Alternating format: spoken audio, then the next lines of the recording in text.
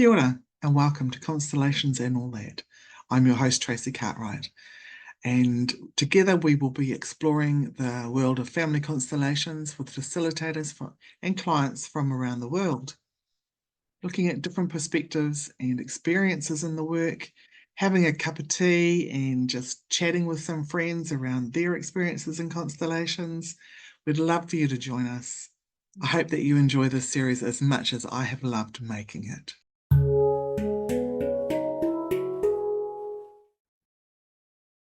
Kia ora everyone, welcome to Constellations and All That. Today I have the pleasure of chatting with Antonia Kersting from Australia.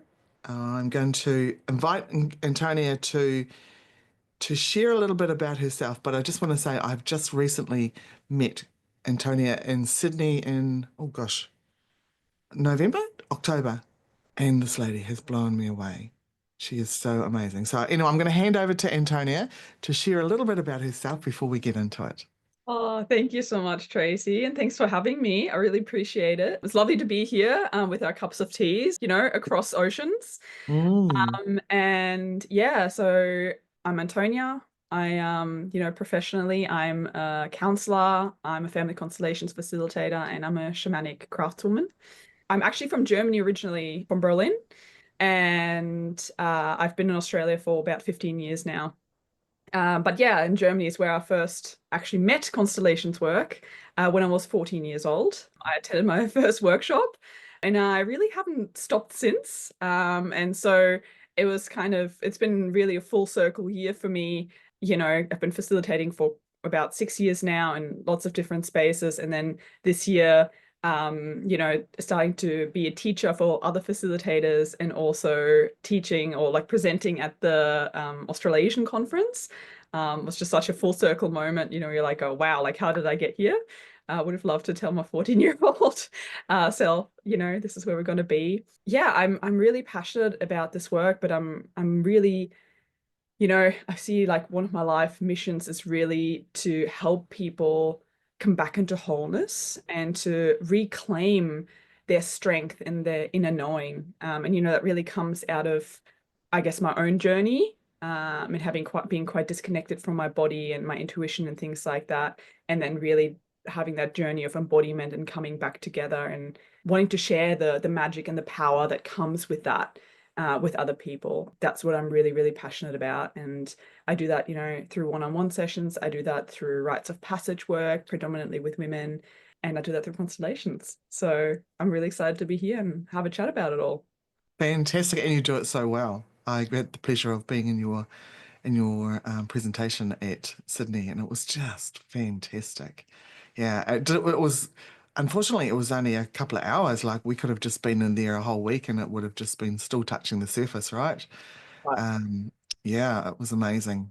It was amazing. So, when did you go to Australia?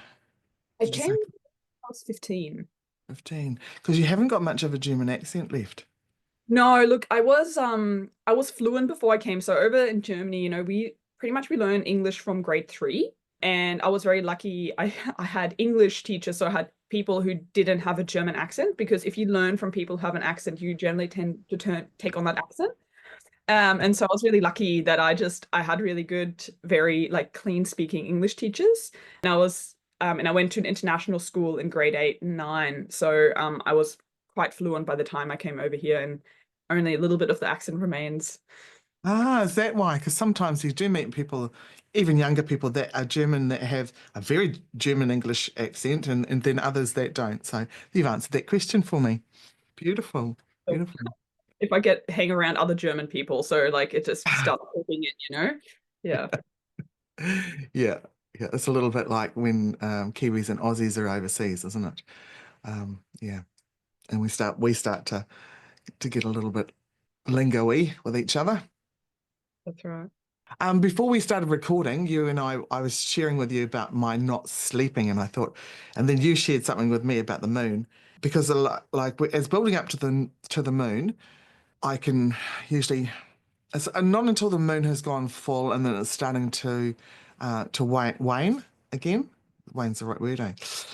Then I start to be able to sleep again. Otherwise, building up to it for at least a week building up to it. I can't get to sleep till after midnight, maybe closer to 1 o'clock. And you shared some amazing information with me. And I thought when you were sharing it, I was thinking, I would love Antonia to share that for this podcast because it's about it's constellations and all that. So we're going to add some other things in there. And this is Yeah. part of your specialty. That's right. Yeah. I mean, I do work with sort of the cycles and the seasons and all that, because I think often people, they're like, oh, I have this experience and they think they're crazy. And it's like, no, actually, what you experience is really normal, Mm, in the context of like the cycle that we're in. So yeah, we're coming up to full moon, and the moon used to be our second biggest light source, yeah, in our world, until the invention of electricity, with the sun being obviously the biggest. But then we have the moon, and light affects our melatonin production. And melatonin is the hormone that helps us sleep. So it's, what we have, that melatonin rise before we go to bed, and that's what makes us tired. And that's why blue light is such an issue, right? Because blue light suppresses your melatonin, so you don't sleep as well. And before, we were all surrounded by electricity and it was doing all sorts of weird and wacky things with our melatonin. The moon was actually what, controlled that to a degree. And a lot of people have the same issue that you have, that around the full moon, you just don't tend to sleep as well. It has a lot to do with the light. And your body knows, there's a part of your body that knows and is exposed to that extra light at night. And it actually, the melatonin has a knock-on effect onto a lot of other hormones. So it's not just makes you sleep, it also interacts with especially your sex hormones. And for women, before the invention of electricity, we probably all used to cycle together because our melatonin was cycling with the moon. And so our sex hormones were cycling with the moon as well. And so we were probably all bleeding around the new moon and ovulating around the full moon. And then, you can add all other things onto that, longer nights make for, better love making, brighter lights, all of those things, and it's really interesting because the full moon on an energetic level is something has to do with illumination and intensity. So mm, it's yeah. really, it coincides with like, the apex of the month, and with ovulation. And if you look at, the wheel of cycles that we look at, it coincides with sort of motherhood and like the peak of life and intensity.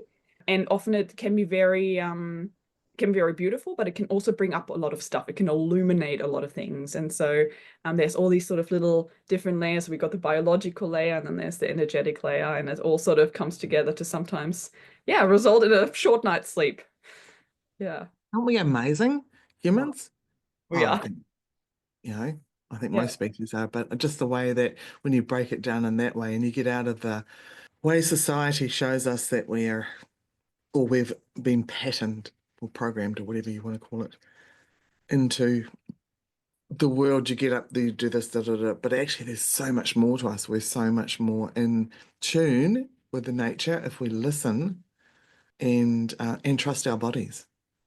Yeah, absolutely. And the funny thing is that this idea that we're separate from nature is such an illusion. Like the reality is we're always interlinked, Mm, and more so probably than what most people realize. It'll be like, oh, I'm just not a nature person. I'm like, well, you don't really have a choice, like you are of nature and nature is of you, and there's all these interactions happening that you might not be aware of, but they're happening anyway. exactly, exactly.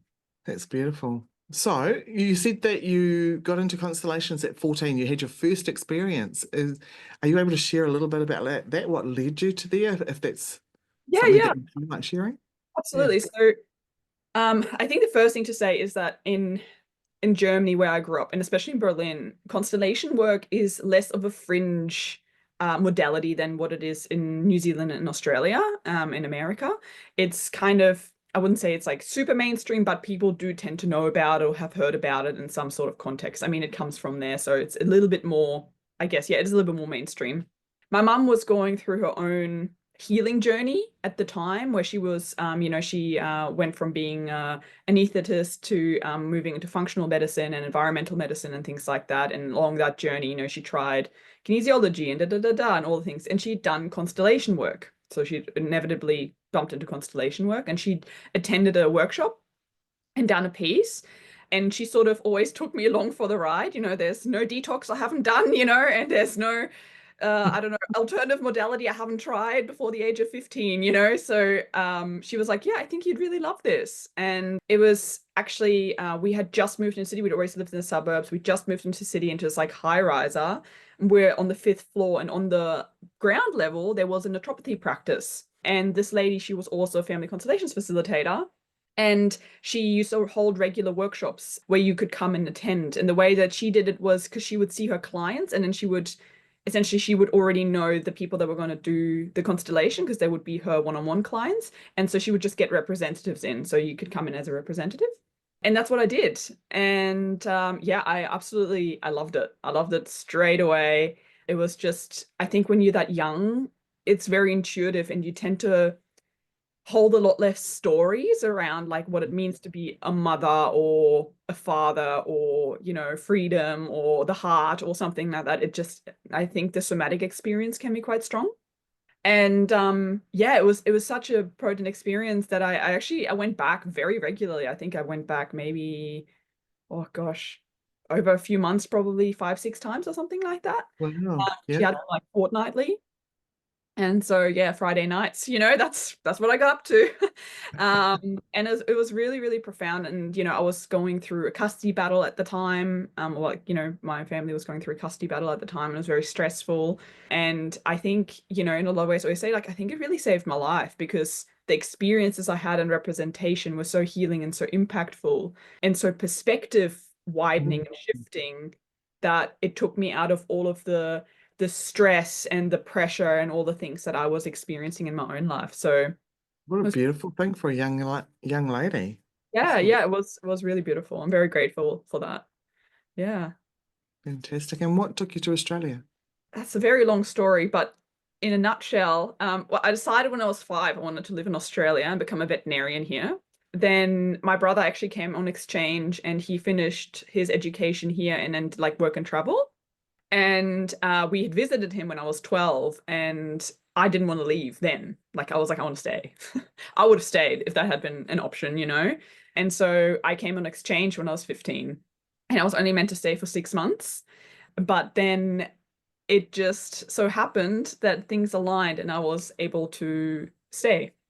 And then I finished my education here, and, you know, went through all the permanent residency stuff and all the things. And here I am. Yeah, 15 years Wow. later. Yeah, so it Yes, was, yeah. beautiful. So can you share with the listeners how you use constellations in your work? Because I know you do things a little bit differently too, because you have a focus mostly, isn't it? Yeah, I mean, the focus chose me, I think, because, you know, I never went out there and I'm like, this is what I'm going to do, but it just tends to be what happens, or the people that come see me in my open workshops. I think, you know, the way I work, it really incorporates a lot of the shamanic side of things and also circle work. So, you know, especially when I do workshops, I actually do quite a bit of sharing and circle work.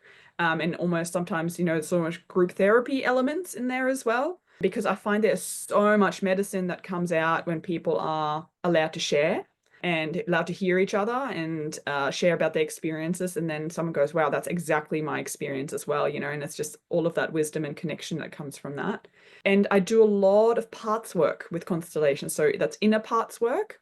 And like reclamation rituals is a huge part of what I do, where, you know, when people have experienced trauma, you know, there is often a part of them that was left behind, or an aspect of them that they leave, you know, whether that's their innocence or their joy or their confidence, you know, their courage, whatever it was, that event had such an impact on their life that they leave part of them behind. And what I'm really passionate about doing is supporting people to reclaim that. And I don't do that for them. You know, in old sort of traditional shamanism, the shaman would go and retrieve the soul and bring it back. And I'm, I guess, a more of like a modern day shaman, if you want to use that terminology, but bring it more into like the 21st century, where I create this space and the support for people to go do that themselves and then come back and integrate, you know, so I'm sort of like the container. And one of the things that I do a lot and work a lot with is rites of passage. So You know, there's I do this especially with women, but I've also done this with men. You know, when there's big events that happen in life, and for women, you know, it's really the blood mysteries that I work with. So that's our own birth, that's our menarche, that is birthing yourself, and then menopause and death.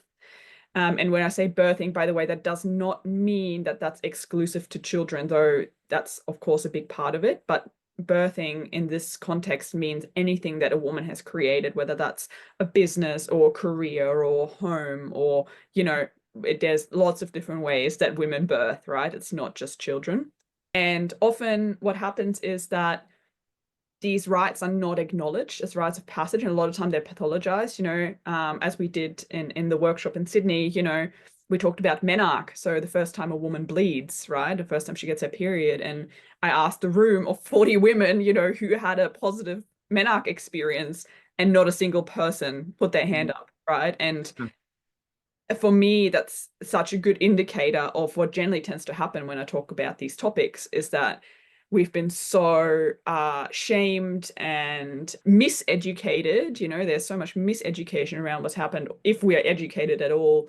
And it's actually, these things are incredibly powerful. And my beautiful teacher, Jane Hardwick Collins, you know, she always says, everything that's like shamed and hidden in society is a good indicator there's a lot of power behind it.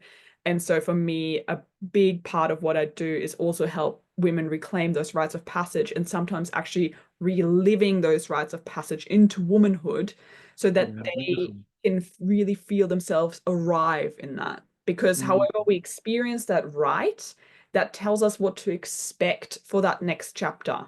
So if we have menarche, that expects that was to tell that tells us what to expect of womanhood. And so if we have no ritual, or we're shamed, you know, what does that tell us about being a woman? And sometimes using constellation work to re-experience these rituals can be just so, so potent in rewriting how people see themselves and how they really experience that whole chapter of life. it's amazing. So just watching you work, so powerful, so potent, and in that short amount of time that we had, and then listening to you now, I'm like, yeah, man, imagine how much more powerful women would feel without, if they had that opportunity to have that, to not experience the oppression that we experience in those early years. You know, that should be formative, that should be our celebration and connection to ourselves and to our ancestors. And yeah, but instead there's a lot of shame. I know myself. I was the youngest and I had a couple of older brothers. One of them was very kind to me and the other one was not. He was incredibly unkind at every angle that he could find. And one of them was around bleeding. And I had an older sister who was a couple of years older than me, and I watched him torment her. And I just, oh, I was terrified to tell people. And yeah. And plus my experience wasn't that great anyway with my first bleed. It was signs and indications of my sexual abuse that I'd buried so deeply. But yeah, I look back now at all the different signs of things and I think, why did nobody ask questions? Why did nobody prod a little bit deeper? You know, I had buried it so well. I guess I probably would have said I was all right anyway, Yeah. because I was trying to fit in and trying to Yeah, be okay and be quotation marks normal. It's that's right. not much Yeah. normal about me, but that's which is great, and I'm Yeah. embracing it these days. I love it. What is normal? You know, like I don't know if any of us are normal.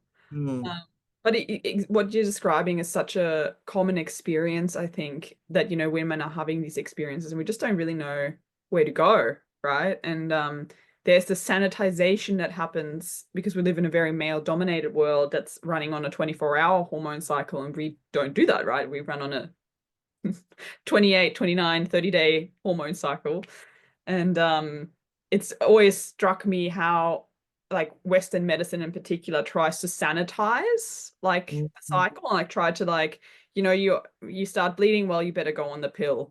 Especially if there's something wrong with your cycle, well, you just go on the pill, you know, and that will even you out. Which, by the Yeah, way, that was another one of my experiences. Yep, very young, and very young. and it doesn't actually fix your cycle, right? Because then you come off it and you've got the same issues, if not worse. then, Mm. you know, and it's not like the pill is harmless, right? There's lots of side effects. Anyways, all of these things that happen. And then we have birth, and they're like, well, that's really dangerous. We would medicalize, the crap out of that. Best if you just do a scheduled C-section so we don't have any variability in there. And then, you have menopause, and they're like, well, we can't have that. You just go back on hormone replacement therapies. We actually don't know how to help you. Yeah. So this whole time it's just like women are just being Because we're a mystery, right? so mysterious. Yeah, so yeah, I really empathize with your experience, Tracy. I think that's a really common experience, especially when you're not having a good time and there's not really anywhere to turn, Mm. or to Yeah. get support. Yeah, exactly. So are you able to give us an example, without obviously, through the confidentiality and that, but is there any constellations that you can think of that you'd feel comfortable in sharing here? Yeah. Because the listeners, I know that's one of the things they always love to hear, the examples and other people's stories. And like you say, in the sharing circles, when people are sharing them, people go, oh, that's me. The listeners, this is the feedback that I'm getting from people, is that they're like, wow, yeah, hearing the stories is great, because then I recognize that it's not just me. I can actually share one that like pops up straight to mind, and obviously I won't name names, but I used to work in a mental health retreat, rehab, so drugs, alcohol, and essentially just lots and lots of trauma. And I did this beautiful, beautiful rites of passage. We actually, it was there was a lot of women. There was some men in the group, but we were about 15 in the group, and I think we probably had maybe 4 men, and the rest were women. And I was working with this beautiful woman, and she was telling me, I'd already heard a little bit in the circle space, and then I was sitting next to her. She was the seeker. She wanted to work on something, and she was telling me a bit about her story. And I remember being so touched, and just how it felt like at every turn choices had been taken from her. And Mm. she was a bit older, and had really, grew up rurally, and it really felt like she had been so stifled as a woman in her expression, in her choices, from everything. And and I asked her if she, if she felt like she had ever really learned what it was like to be a woman. And she was like, no. And she was about to go through menopause. She was entering perimenopause. And I did this ritual with her because it just so happened, as it does in constellations, that we had maidens there. So we had people under 25, we had mothers there, and we had Marcus, and we even had crones, so over 65. So we had the whole spread. And I Mm. put them into each section. So we had the maidens at the front, and then we had the mothers, and then we had the margas, which margas is when you're menopausal, and then we had the crones. And I actually, each section, I allowed her to take her time to meet the women in that section, and then to take the step over into the next, right, like through that right into the Yeah. next stage of life. And it was so incredibly powerful just to walk with this woman, like I didn't do that. I was just there to support her and, hold that space for her to meet, the archetypes of mother, maiden, Marga, and crone. And for her to actually feel and reclaim, Mm. each one of those rights, and do Yeah. it on her own terms rather than having it being done to her, was incredibly powerful. And and then it was just, we got to sort of the mother, and she reclaimed a lot there around her own birthing experience with her own children. And then she, took that final step into Marga, over the threshold of menopause and into that, Marga realm. And I just remember like it was like her whole face changed, like her whole body posture, her face, like there was just all of a sudden this solidity in her that just hadn't been there before. And it was so beautiful to see these other menopausal women coming in and welcoming her to that space, and just making it not this terrifying thing that was happening to her once again, but actually this like conscious step into this like elderhood, and welcoming her. And then from there, even looking forward into like crone years, you know? And So she crime being, because 65. I've always heard of it. Yeah, carry on. Yeah. Sorry. Yeah. So we've got maiden, which is up to 25 years, and we've got mother, which is from 25 to menopause. And then we've got Marga, which is from menopause to about 65, and then we've got Crone, which is 65 onwards. So you're not really in Marga for that long. Well, I mean, some women go through menopause about 40, 45. So you could be in there for 20 years. Yeah. It depends, it's variable depending on where you, when you stop your bleed. And yeah, so that was probably one of the, that still so resonates with me. And it was also so powerful for everyone else, for all the other women to witness that. I could feel it when you were talking about it. I could feel it rising up in me. I'm going to have a little explore after this. That was exciting. I could feel, oh. Yeah. So that was really, really, really beautiful. And she just, and I saw her afterwards a few times because I was doing group therapy at the time, and it was just like she just had a completely different stance to life. Or like that's how I experienced her anyway. And yeah, she thanked me, like she was blown away. But it's a fairly simple process, but so incredibly powerful, so impactful. And doing variations of this, can be so, so healing for women. I find those simple exercises are incredibly powerful, right?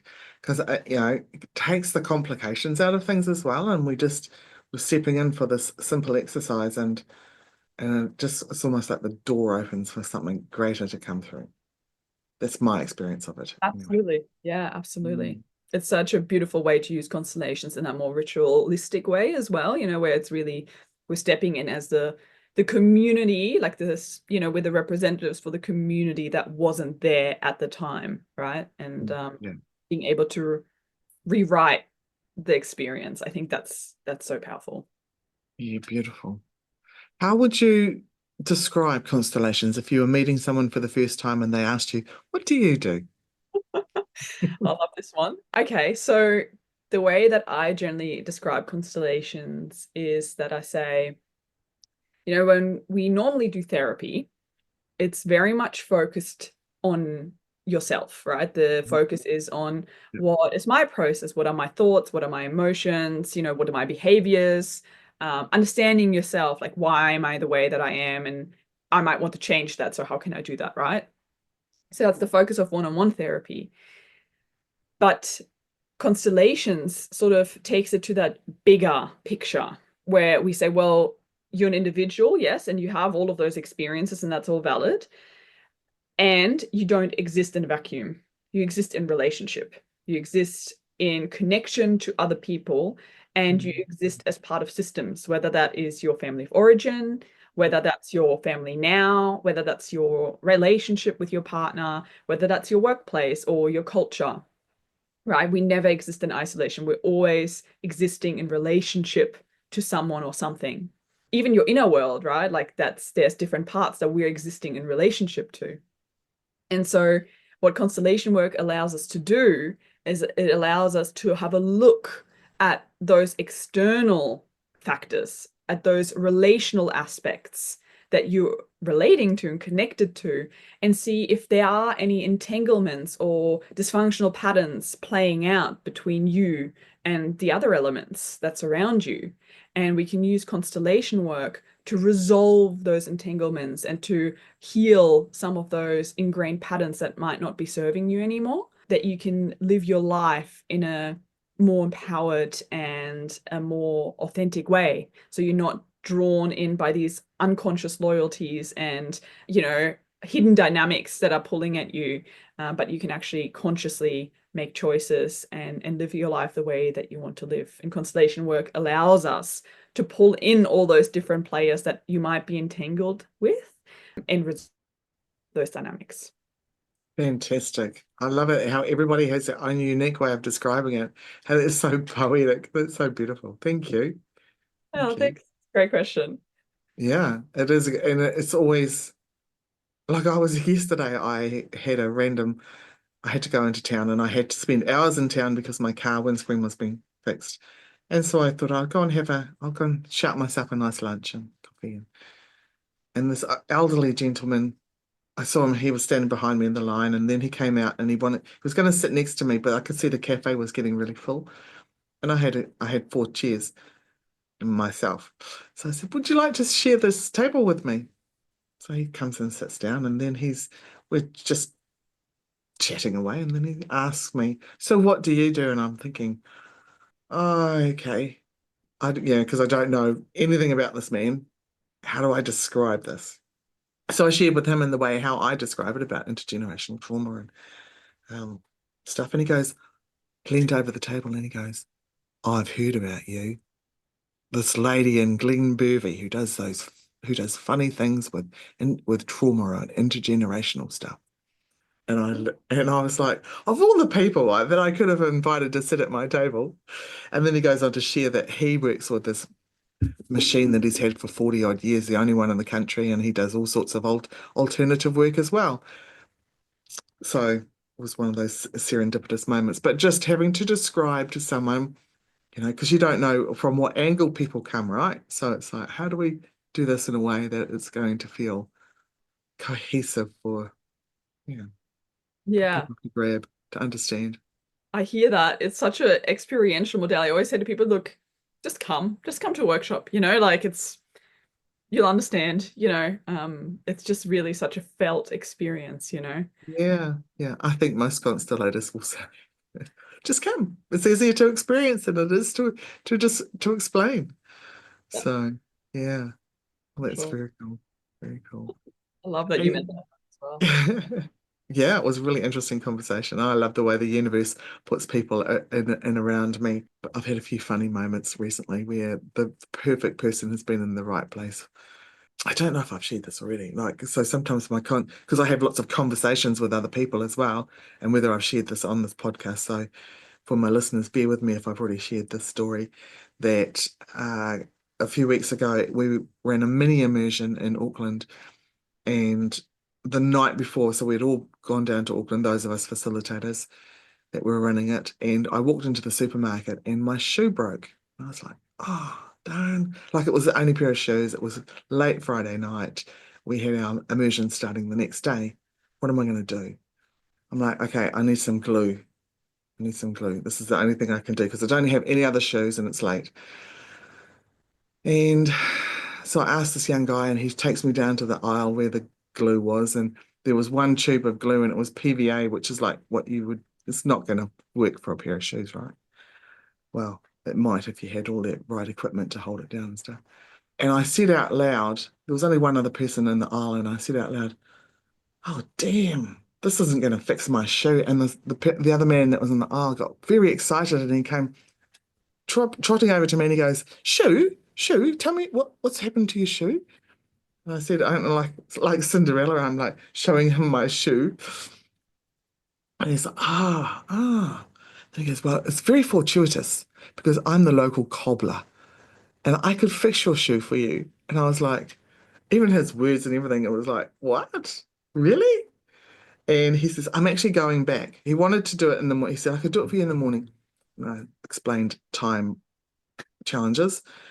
He says, well, I'm actually going back there now to drop something off so I could glue it and clamp it and you could pick it up at 9 o'clock in the morning.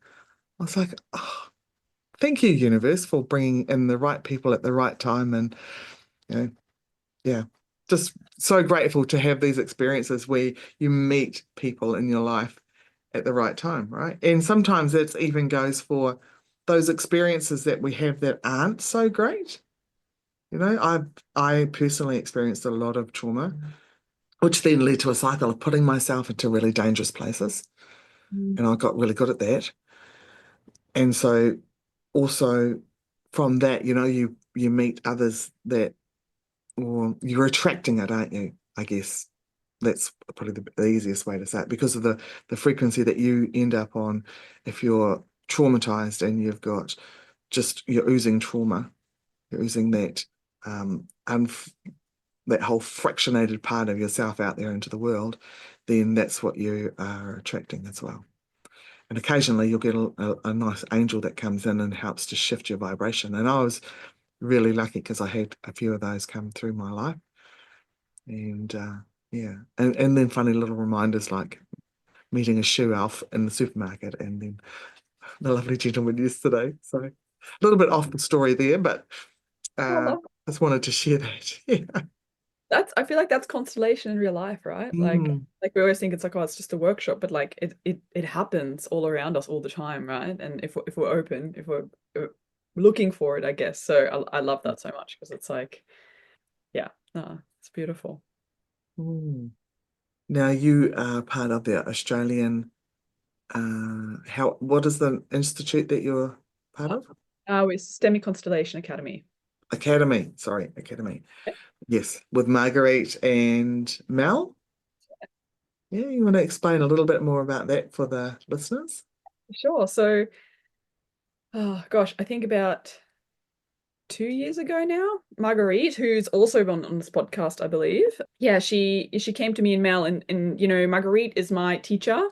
And I was really lucky that essentially after I did my facilitator training with her, she sort of almost like apprenticed with her. I sort of came to all her workshops and supported her, and I did some admin stuff for her, and I learned a lot, from just being around her. And so we become quite close, and her and Mel have known each other for 15 years or something like that, through a similar route. And we're all three German.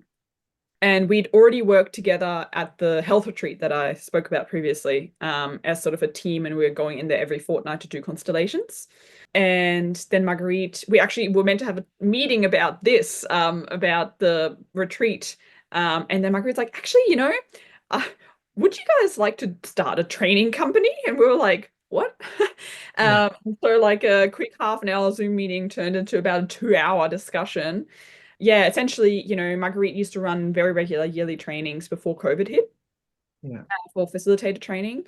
And, she's getting to an age now where she doesn't really want to be doing it by herself anymore. And also, there's really for her this desire to leave a legacy and to pass on her knowledge because, she's got 40 plus years of accumulated wisdom and knowledge. And so, yeah, she brought us on board, as well as Trin, who I should mention as well. She's really beautiful, too. And she just couldn't do it time-wise. It was a bit too much of a commitment, but she does come on board with us. She's there on the weekends. She helps with the catering and things like that. So yeah, and we essentially have created this 7-month training, which is blended. But the biggest component of it is in person, because that was for us was such a big thing. Is there's a lot of online constellations happening, a lot of online trainings, but as we all know, there's a difference between doing like an online training and doing an in-person training. And so we really wanted to create something that was really solid, and where when people walk away from it, they feel like, yes, I can implement this into my practice. Maybe even already throughout the training, they feel like, yep, I can do this. I can do this, and I can do it in a way that's my own style. This is not like, oh, this is how you do a constellation, so I must do it like this, but using the tools that they may already have, the skills they already have learned, and bringing that all together and doing it in their own way. And so, yeah, we've created this really amazing 7-month program where we have different semesters. We do like a foundation semester. We do second semesters focus on one-on-one and like traditional constellations. And the third semester is like group facilitation and creative applications. And then the fourth semester is really about like finding your own groove, like finding your own approach to the modality. And yeah, we've got online materials, all that kind of stuff. It's really, one of the big things we want to focus on is really creating a community. So it's not just like you do the training, you never see each other again, but there is ongoing professional development, there's ongoing community connection. It's actually great. There's a fair few of us coming to New Zealand together. So a lot of our students are going to be at yes, not students anymore. They're now graduated facilitators. We're all going to be at the New Zealand intensive together, and things like that. So it's really beautiful to also be building this community and having a bit more of support and exchange, because what we were all noticing, Marguerite, Mel, and I, was it was felt like we're all like these islands, and there wasn't as much connection as we would have liked, and not as much exchange. And so, yeah, that was sort of our vision, to create something where people, a course where people walk out and they're like, yep, I can facilitate in my own way, the way that feels good for me. And, there's ongoing connection, there's ongoing growth and exploration of constellation work. Because all three of us, Marguerite, Mel, and I, we all facilitate differently. We all have different viewpoints. Yeah. And we also bring that to the training, you know, that it's all three of us teaching and offering our own perspectives and approaches, which is really exciting. And it's been a really interesting journey, and I've enjoyed it a lot. It's I really love teaching, so it's been really a pleasure. And do you have people from all around Australia or mostly from the area, or how does that? Yeah, it's a bit of both. So we're located in southeast Queensland, and we run the trainings in Maleny, which is in the Sunshine Coast hinterland, so about an hour and a half north of Brisbane. And yeah, we have people from the area, and we also have people from the Northern Rivers and Gold Coast area, and then we also have people from Sydney. So it's sort of spreading that, you know, I think as we're moving and we're, you know, doing more, there's a couple of people with interest from Melbourne, all that kind of stuff. So I think it will probably expand a little bit, and, you know, maybe we will also expand in where we teach, we'll see. But yeah, so, you know, for now it's sort of local, but a lot of people are flying in as well. So it's pretty exciting to have that. And then also, you know, growing those communities. So we have a community practice group in the Sunshine Coast and the Northern Rivers, and hopefully next year we will have one in Sydney as well, because there'll be more people from Sydney coming. We already got one person down there who's graduated.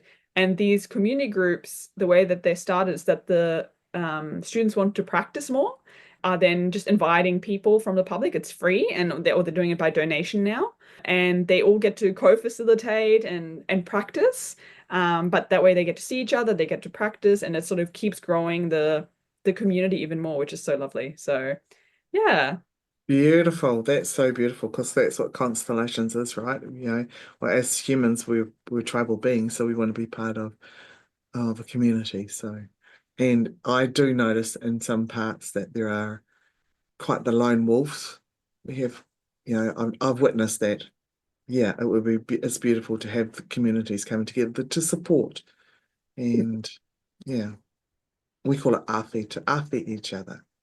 So to afi support, bringing the love and the nurturing and yeah, The the Maori care. word. Yeah, Oh, yeah. love that. That's really We good. use a lot of te reo, which is Maori language in our everyday. Well, Yeah. a lot of us, I think a very large majority of New Zealanders do.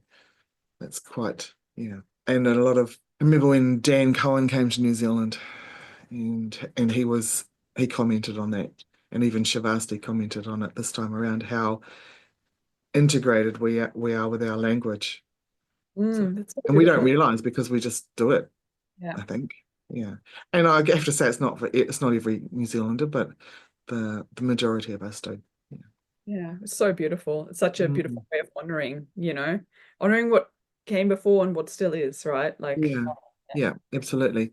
And then sometimes it's just like one or two words thrown into a sentence, but it has, because it has there's more meaning to it. There's more depth within the Māori language, and so much more for me to learn as well. I have Maori heritage, but I think in 2025 maybe part of my journey, which is what I'm calling in, to learn more reo, and more speaking more te reo. that's beautiful. I love that. That's, yeah. Do you feel it resonate within you when you speak it? Absolutely, yeah, yeah. And to be immersed in it when you're around others that are fully speaking the reo, it's just, yeah, you can Mm. feel it. It's the thing, is that it's a real felt language as well. Yeah. Mm. Oh, that's so beautiful. You'll have to teach me some when I come over. Yeah, sure, that would be easy. We have some experts in it on the team.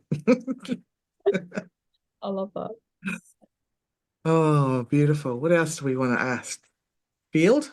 I have your card here. I've been having it inspiration. Oh, It's a beautiful card. Womancraft. Family constellations, counseling and womancraft. That's beautiful. There's so much more of that needed in the world, right? yeah, I think so. You know, I know that it's maybe not for everyone, and for some people it might be, I guess, too woo-woo, you know, to use very technical terms. But I guess my approach has always been to come at this from the most grounded place where we can come at it, where it's not all out there, it's actually happening in your body and it's happening right now, you know, like in connection to the earth and your surroundings. And it's just, yeah, it's like what I said in the beginning, you know, like we think we're separate, but we're not. Like we're actually so interconnected, and not just with nature, but with each other. And when we start healing those relational dynamics, when we start healing, you know, how we connect to ourselves and to the environment and to other people, like that's where the real magic happens. Because then it's like, you know, you're saying with the serendipity, all of a sudden we're open to those things, right? If you didn't voice that, or if you weren't open to that, you also wouldn't see it, you know, even though it might be there. And I think that's the difference. It's like, I don't think you're changing your life. I think you just become more observant of opportunity, you know, like you're like, oh, there's, you know, your life doesn't change, but all of a sudden you can see more options. And I think that's like the beauty of doing the work, whatever the work is, you know, so that you change the way that you perceive what's available. Yeah. Was constellation something that you were always going to go in, or did you have another direction? Oh, that's right. You wanted to be a vet. Yeah, I was a veterinary nurse for 7 Okay. years.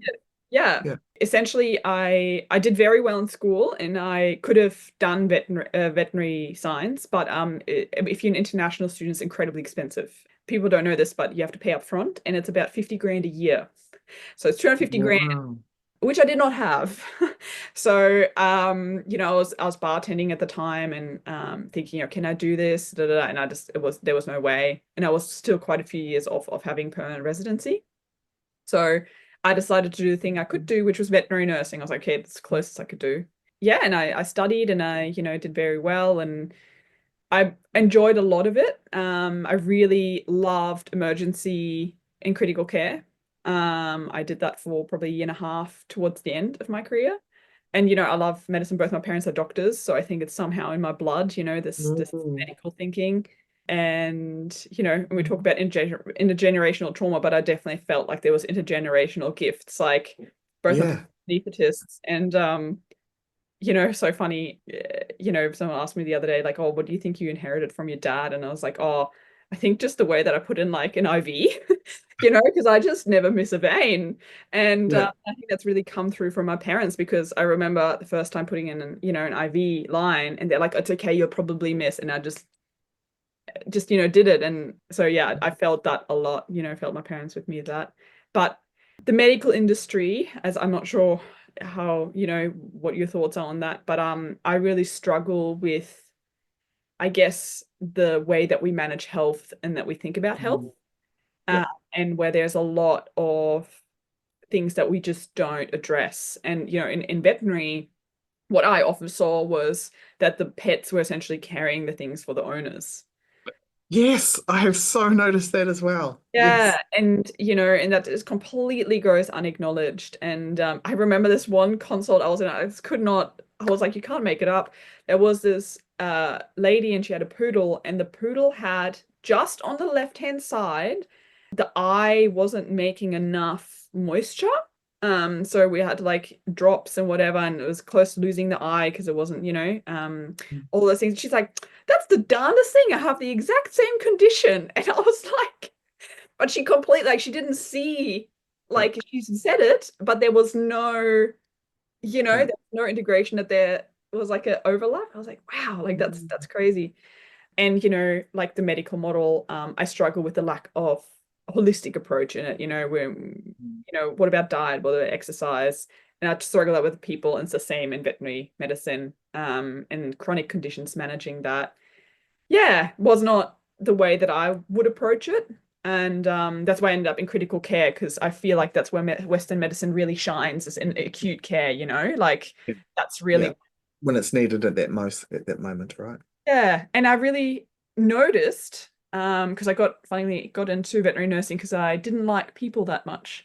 But through my own work that I was doing, and, you know, I was already doing constellations and stuff like that, I suddenly noticed I was actually really good with people, especially in crisis. You know, I would have people that would come in, and not to be paint too many pictures, they're covered in blood because their dog just got run over, or, you know, they're in shock because they've just found out they have to, you know, their dog's dying, or whatever it is, you know, or they don't have the money, or, you know, whatever the crisis is.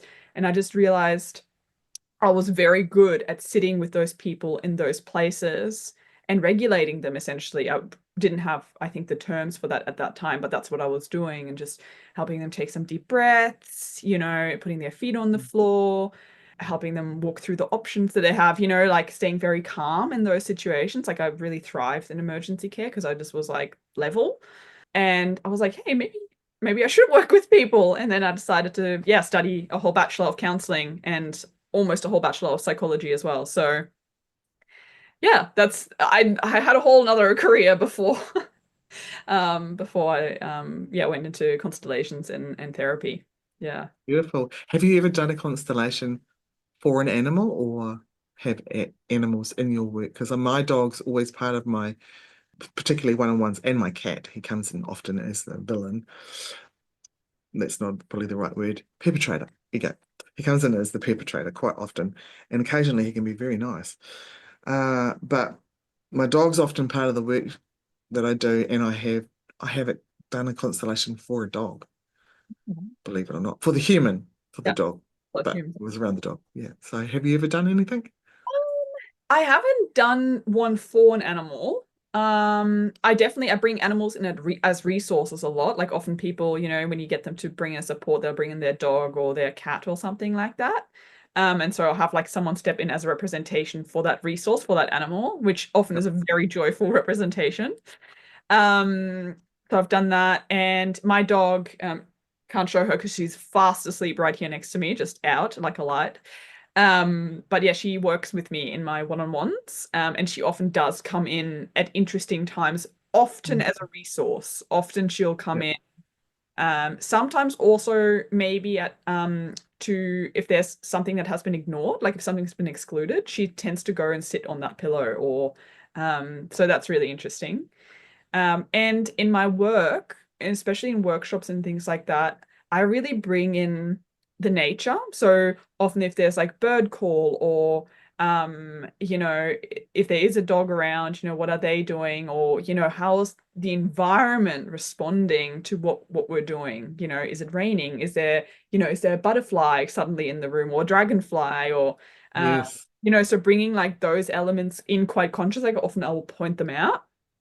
I had actually very funny once I had a workshop where someone had to leave early, and something had happened at home. She had to go, and the cat, who has never come in ever, like I facilitated his house many times, the cat came in and sat on her pillow for the remainder of the workshop. I was like, great, he just filled the spot, needed to fill the circle. And that was hilarious. And he got up and he left, like it was just, so yeah, it was really interesting. And I think animals, again, it's all like we're all very interconnected, and they sense things that we don't. So it's very interesting. Absolutely. Yeah. Like I was saying about my cat, I've had one I remember.